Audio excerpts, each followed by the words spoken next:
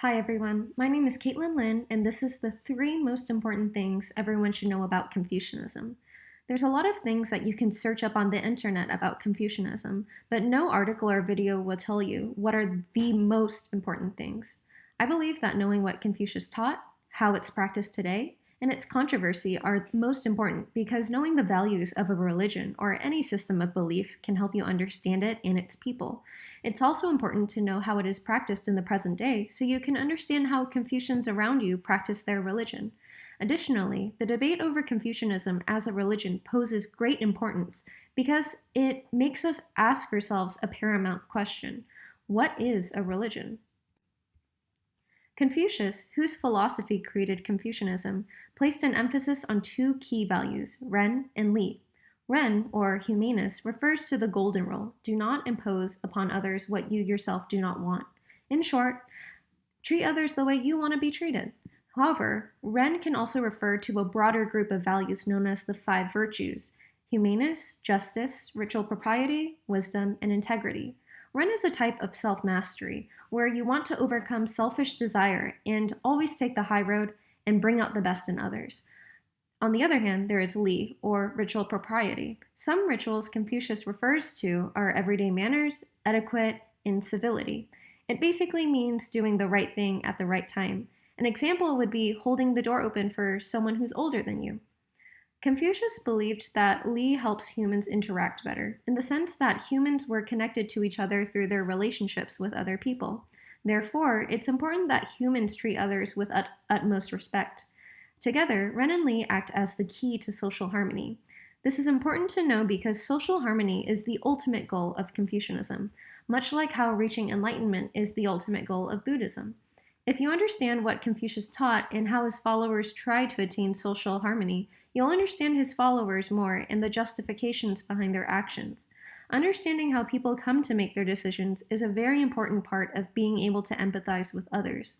Having empathy for others will allow you to form better relationships with others, or even form new relationships.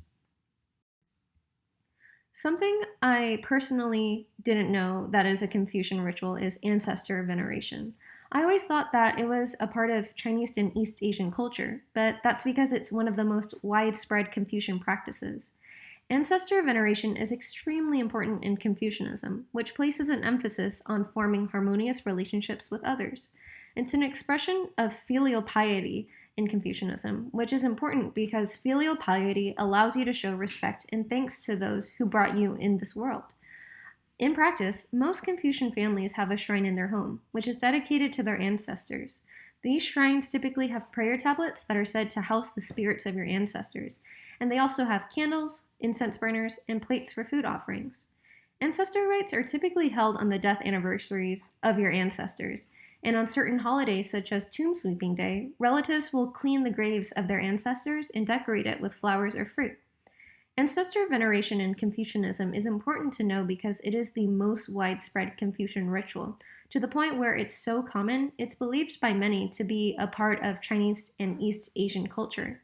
It's so deeply intertwined with Chinese and East Asian culture that many people practice it alongside other religions, such as Buddhism and Catholicism.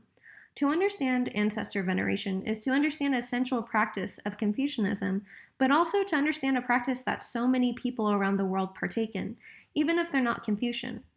Understanding such a common practice will ultimately allow you to learn more about other people's lives. For example, knowing about ancestor veneration can make you a more thoughtful teammate if one of your teammates can't make it to a meeting due to a death anniversary. One of the greatest controversies surrounding Confucianism is whether or not it's a religion. To make Christianity and Confucianism compatible, the Jesuits argued that Confucian ancestor veneration was a secular practice, while other Christian orders argued that they were religious rituals and therefore incompatible with Christianity. This meant that the Jesuits believed that Confucianism was not a religion, but other branches of Christianity believed that Confucianism was a competing religion. People who believe that Confucianism isn't a religion argue that Confucianism lacks a focus on the afterlife, a god, and an individual's relationship with the god. However, this brings up a problem. How do we categorize something as a religion?